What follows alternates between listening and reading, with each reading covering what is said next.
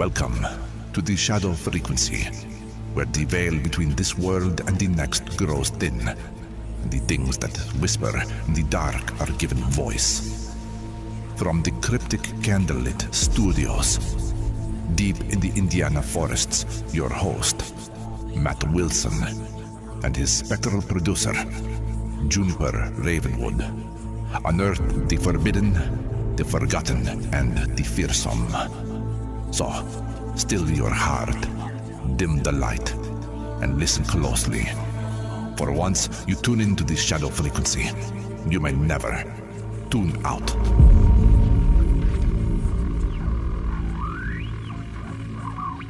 Hello again, my shadowy friends, and welcome back to the Shadow Frequency on Juniper. And tonight, I hope you've left a light on somewhere behind you.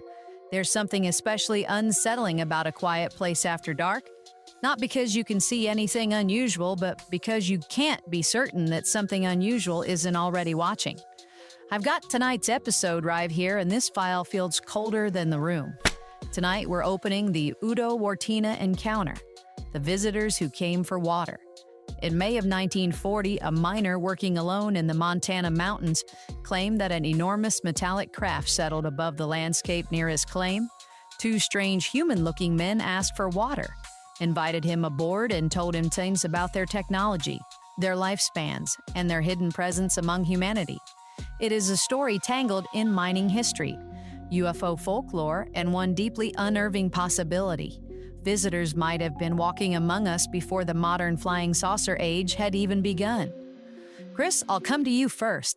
What strikes you about a contact story where the visitors don't threaten anyone, don't seize anyone, and simply ask permission to collect water? Honestly, June, that politeness makes it stranger. If something marches towards you with claws out, you know where you stand. But a smiling stranger who looks human, shakes your hand and asks for a favor, that would have me wondering what else he wanted, and how long he had been practicing being one of us.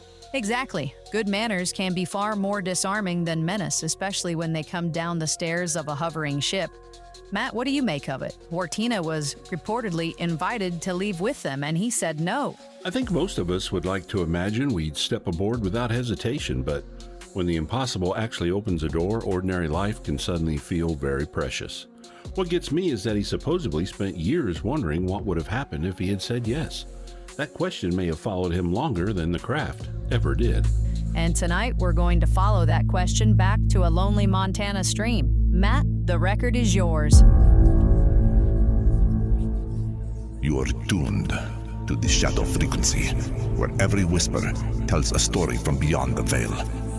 Hosted by Matt Wilson. Produced by Juniper Ravenwood. With Chris Beach. The darkness continues. Thank you, Juniper, and this is exactly my kind of strange case because it doesn't begin with lights over a city or a panicked telephone call. It begins with a man moving rocks. In May of 1940, Udo Wartena was 37, a Dutch immigrant with ties to mining work in Broadwater County, Montana. He reportedly prospected near the base of Boulder Mountain outside Townsend looking for placer gold. Picture him alone, clearing an abandoned mining ditch so stream water could be directed toward a promising deposit. Just rock, mud, cold runoff, and the hope that the next shovelful might glitter. Then a humming sound settled over the work site. Wartena first took it for a high aircraft or perhaps a vehicle beyond the slope, but it didn't pass. It remained steady and patient, as if whatever made it had arrived and was waiting for him to notice. Something moving above the ridge that had no business being there. Let me pull something from the file, a reproduction of a period Broadwater County map with Townsend, Boulder Mountain, and the mining country marked in pencil here. The emptiness between those names stands out. Folded ground, stream cuts, and long stretches where a man could work unseen. Wartena climbed for a better view, expecting the mystery to become ordinary. Instead, he said he saw a tremendous metallic object hovering above the slope. He estimated it at more than 100 feet across and roughly 35 feet thick. In one telling, it resembled two dinner plates pressed together at their rims. In another, a blimp-like form narrowing toward the ends. The surface was not mirror bright. It looked like dull stainless steel, solid and industrial, an object with weight that somehow refused to fall. It remained level while the earth beneath it slanted away, and the vibration felt more like pressure passing through his body. Then the underside opened, a stairway lowered, and someone began walking down. The figure was not a monster. That may be the most unnerving part. Wartena described an attractive man around 35, dressed in light gray coveralls, a round cap, and soft slippers or moccasins. Remarkably white hair showed beneath the cap. He approached without hurry, shook Wartena's hand, and apologized for the disturbance, saying that they had not realized anyone was nearby. He spoke understandable English, but slowly, as though each word had to be selected before it left his mouth. He reportedly said it was not their custom to interrupt people or allow themselves to be seen. Then, after arriving in a gigantic hovering craft, he made a request so ordinary that it feels impossible. Could they take some water from the stream? Wartena agreed. The stranger signaled toward the ship, and a hose or pipe descended toward the water. No invasion, no weapon, just a polite exchange beside a mining ditch while a silver machine waited over the grass and drank from the mountain. The visitor asked about Wartena's work, and the two talked as if meeting beside a fence rather than beneath an impossible machine. Then came the invitation. Would he like to see inside? Wartena said yes. As they approached, the humming grew stronger. He described it as physical, a vibration moving through his bones and chest. He climbed the stairs into a room roughly 12 by 16 feet, with fitted doors, indirect light near the ceiling, and upholstered benches around the walls. Nothing resembled the cramped cabin of a 1940 airplane. A second man waited inside. He looked older and also had snow-white hair, yet neither visitor seemed frail. In later reconstructions, Wartena was told that the younger one was about 600 years old by Earth time, and the older more than 900. They supposedly knew hundreds of languages and had gathered knowledge across lifetimes longer than human dynasties. Wartena had entered expecting machinery, but found two calm faces suggesting that human life might be far shorter and less private than he imagined, as the doorway closed behind him. Wartena reportedly asked who they were and why they had come. The men gave no names or neat home address among the stars. They simply implied they were not ordinary residents of his world. According to the expanded account, their people could pass among humanity because they looked almost exactly like us. They observed, gathered information, left instructions, and offered help while remaining hidden. Yet they claimed they were forbidden to interfere directly in human affairs. Think about that contradiction. How do you leave instructions without interfering? Perhaps their rule allowed only a nudge here, a warning there, a quiet conversation with someone history would never notice. They also offered to examine Wartena for physical impurities.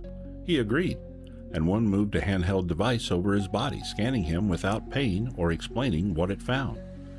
Two strangers had borrowed water, studied his body, and admitted that their kind blended into our population, and Wartena was left to wonder how many he had already passed on the street. His later explanation involved two enormous flywheels around the outer rim, rotating in opposite directions and producing an electromagnetic effect that controlled gravity. Rather than fighting gravity, the ship could supposedly ride the attraction of planets, stars, and suns as a sailing vessel rides wind. The visitors spoke of gathering stellar energy and storing it for emergencies. Family recollections later added that hydrogen could be extracted from collected water and used as fuel, making that hose feel far more important. Eventually, a light signaled that the water collection was complete. Wartena prepared to leave, and the visitors offered him a place aboard. He declined, saying his disappearance would inconvenience too many people. Before he stepped out, they warned that he would not be believed. He estimated nearly 2 hours had passed. The ship lifted away, leaving a flattened impression in the grass and a miner staring at an empty sky, aware that he had just turned down the impossible. If Wartena remembered it as he experienced it, then the most extraordinary doorway in human history may have opened for one ordinary man, and he chose to walk back out of it. I keep thinking about how calm the visitors were. They behaved as if landing beside him was unusual, but being here was not. And if they truly could blend in, the craft may have been the least important thing he saw that day. The real mystery would be where its occupants went afterward. In the second half, we're going to trace the story Wartena left behind, examine the details that changed over time, and face the one question this case cannot escape. Did the encounter happen in 1940?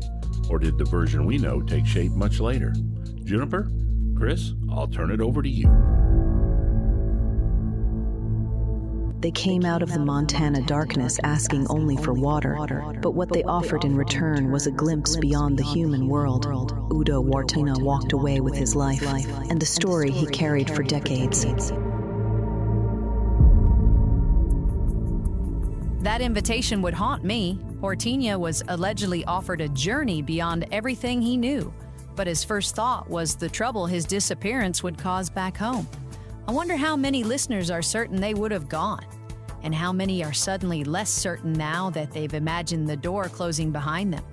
There are still more pages in this file, including the story's long silence and the evidence that surfaced decades later. But first, Chris, the frequency is yours. Cheers, June.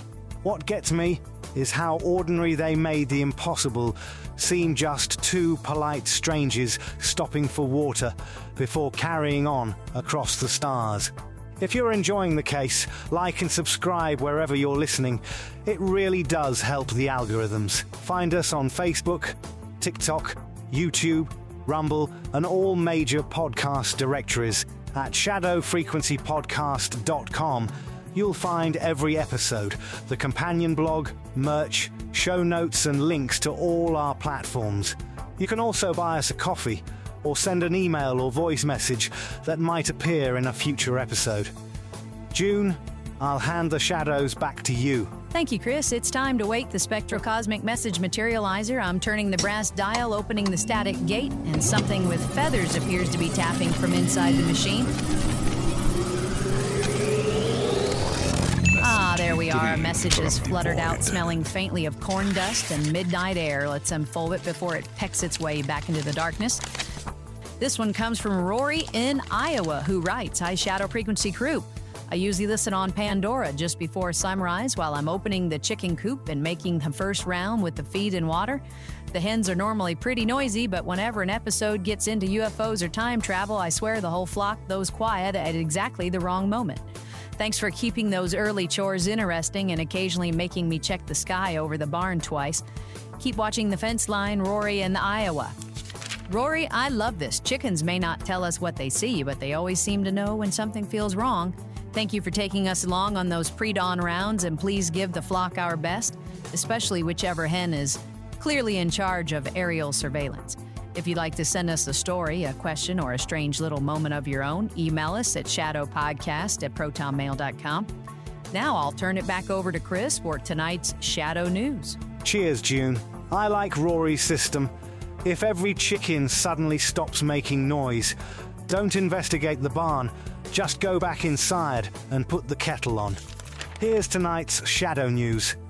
The Pentagon has released a fourth batch of previously secret UFO-related material, giving researchers another collection of documents, recordings, and military footage to examine. The latest release includes 14 documents, 19 videos, 4 audio recordings, and 3 images gathered from several agencies, including the FBI, CIA, Department of Energy, and NASA.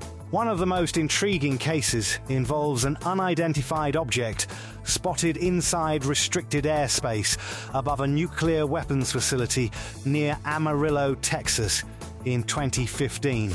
2 officers sent to investigate said the object made absolutely no sound and showed no visible means of propulsion before disappearing into the distance after roughly 2 minutes. The newly released videos also include objects captured by military infrared cameras, including one filmed over the Atlantic Ocean in 2020. That object was estimated to be around 15 feet tall and was described as resembling a large, slightly deformed balloon. UFO researchers and journalists are now combing through the files for anything that could offer new insight into the unexplained sightings. That's tonight's Shadow News. June, I'll toss it back to you. Thanks, Chris. A silent object over a nuclear facility is unsettling enough, but tonight it carries an extra echo. Once again, something appears where it should not be, shows no obvious means of propulsion, and leaves before anyone can understand what they've seen. Maybe our instruments have improved since Wartenia's day, but the mystery still seems remarkably good at keeping its distance. Now we need to return to Montana, not to the moment the craft appeared, but to the decades when the story remained mostly hidden. Matt, bring us back into the file. The visitors looked almost human, spoke calmly, and claimed they had been watching us for far longer than we knew. The most frightening possibility is that they never really left.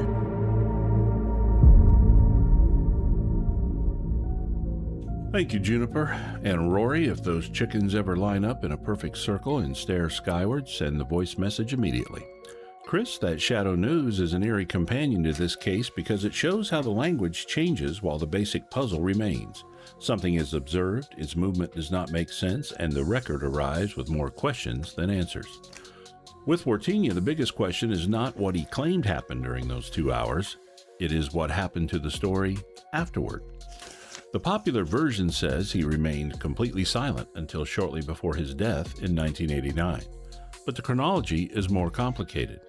A typewritten account dated 1980 was reportedly prepared for former astronaut and United States Senator John Glenn. Wartena apparently believed the propulsion idea he had heard aboard the craft might help humanity develop a new form of transportation. No confirmed reply from Glenn is known to have surfaced.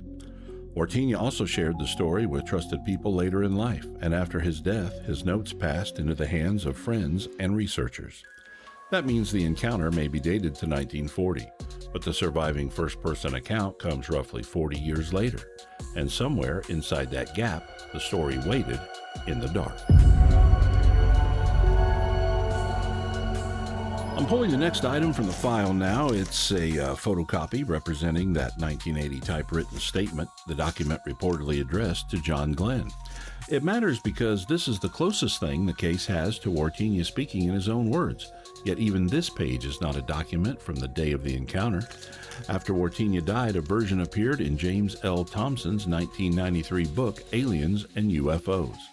Researcher Warren P. Aston later said that telling contained factual errors, so he assembled a fuller reconstruction from 2 handwritten statements, 1 typewritten statement, and interviews with Wartena's relatives and friends. Aston presented the case at the 1997 MUFON International Symposium, and it reached a wider audience through a 1998 UFO magazine article. Listen to the chain. A memory of 1940, written accounts from decades later, family recollections, interviews, a researcher's reconstruction, and then retellings based on that reconstruction. Some details, such as the visitors' exact ages, their knowledge of hundreds of languages, and the idea that hydrogen was taken from water, appear most clearly in the expanded later version, not necessarily in the surviving 1980 narrative. Every link may have been sincere, but every retelling also touched the story, leaving fingerprints on a memory that had already traveled 40 years. Here is the skeptical angle we always promise, and it's a serious one. By 1980, the world had lived through 3 decades of flying saucer books, films, magazines, and friendly contact stories. The so-called contactees of the 1950s often described beautiful human-looking visitors, advanced anti-gravity technology, peaceful observers, and restrained warnings or guidance for Earth. Wartena's account contains many of those same ingredients. If his detailed testimony had been written and securely dated in 1940, before Kenneth Arnold, Roswell, and the contactee movement, those similarities would be astonishing. But a claimed date is not the same as a documented date. There is no known report filed in 1940, no independent witness, no photograph, no measured landing trace, and no surviving physical sample. A rational explanation is that Wartena experienced something unusual, an aircraft, machinery, a dreamlike episode, or another event he could not place, and over decades his memory absorbed the imagery society built around UFOs. Another possibility is simpler. He created the story later, yet neither explanation can be proved from the available record. Honest people can misremember, and late testimony can still describe something real. Human memory is not a video vault. It rebuilds the past each time we enter it, and sometimes the figure waiting inside is memory wearing borrowed clothes. Two anachronisms show just how easily that borrowing can happen. Some retellings place the encounter near Canyon Ferry Lake, but the modern reservoir did not exist in 1940. Construction of the current Canyon Ferry Dam began in 1949, and the project was completed in the 1950s. Aston later acknowledged that using the modern lake name for the earlier landscape was his mistake, not Wartena's. Another version says Wartena mistook the humming for aircraft from Great Falls Army Base, but construction of that installation did not begin until 1942. Wartena's 1980 wording was apparently less specific. He referred to Army planes coming from the direction of Great Falls. A later writer may have transformed a general direction in the familiar name of a base that did not yet exist. Neither problem automatically destroys the encounter. In fact, both may reveal how the story changed after leaving Wartena's hands. But they warn us not to treat every polished detail in the popular version as a time capsule from 1940. The modern label can slide onto the old map. The researcher's clarification can become the witness's own phrase, and suddenly the story seems to remember a reservoir and an air base before either one was there, as though the future had begun leaking backward. So what remains when we strip away the parts we cannot confidently place? A real man named Udo Wartena lived in the region, had ties to mining, and described an extraordinary experience near a landscape shaped by genuine placer work and water ditches. He said a large craft hovered over sloping ground. He said two white-haired men asking for water welcomed him inside, scanned his body, and spoke of travelers who could mingle among us. He said they offered him a place with them, and he refused because people at home would be inconvenienced. That reason feels almost too human to invent, yet perhaps that is why it survives. He reportedly found an impression in the grass, but no contemporary investigator measured it. He reportedly carried the encounter for decades, but no document from 1940 has emerged. We are left with sincerity that cannot be tested and details that grow more uncertain the closer we examine them. Still, imagine Wartena alone after the craft departed, tools lying where you'd left them, stream water moving through the ditch, the mountain looking exactly as it had that morning. Perhaps nothing happened there beyond the creation of a remarkable story. Or perhaps two visitors truly stopped for water before flying on, and for the rest of his life, one miner woke at night hearing their offer again, wondering where he would be if he had climbed those stairs a second time, and whether the strangers who stayed behind were still walking among us. The evidence cannot carry us all the way to the craft, but the story leaves us standing at the bottom of its stairs. Maybe that is why it endures. The door is still open just enough for us to wonder. For me, the delay is the problem, but the request for water is the detail I can't shake. It is so practical, so oddly specific, and it makes the visitors feel less like symbols and more like travelers stopping along a road. I'm fascinated by the invitation. They did not force Wartena to go, and according to the story, they accepted his answer. That somehow makes his decision feel even heavier. It does. We may never know whether Udo Wartena met visitors in 1940 or whether time, memory, and folklore built the encounter together. But if his story was true, humanity may have been offered a glimpse behind the curtain, and the only witness chose to come home. Juniper, final frequency is yours. Before flying saucers had a name, one miner said he stepped aboard a craft hidden in the mountains. Whether it was memory, myth, or contact, the silence that followed may be the strangest part of all.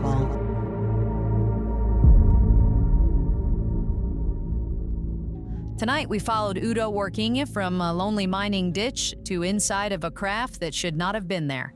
We met two white-haired visitors who asked for water, spoke of hidden observers, and offered one ordinary man an extraordinary escape. Then we followed the account through 40 years of silence, changing details and unanswered questions. Whether this was contact, memory, or a story suspended somewhere between the two, the invitation still waits at the center of the case. Thanks for joining us on The Shadow Frequency. You can catch everything we've got at shadowfrequencypodcast.com. where you can find more episodes, the blog, show notes, all kinds of good stuff. And we've been working on a Shadow Frequency app, so we may have a web version up soon for you to play around with and suggest things about, but we'll keep you updated on that. We hope you'll join next time when another file opens and something unexplained steps out. You guys, Matt and Chris, you want to say goodnight? Good night, everybody, and thank you for spending part of your night with us. If a polite stranger asks to borrow water, maybe take a good look at what he arrived in before you answer. Good night, all. Keep your eyes on the sky, your feet on the ground, and apparently a full kettle ready for unexpected visitors. Good night, my shadowy friends. Sleep well, and if you wake to a low hum outside your window, remember that the most dangerous invitation may be the one you are free to accept. This episode was conjured with a solemn vow to explore the unexplained while remaining bound to the truths that have been unearthed. All interpretations are speculative and offered only for your enlightenment and your entertainment. Oh, bollocks.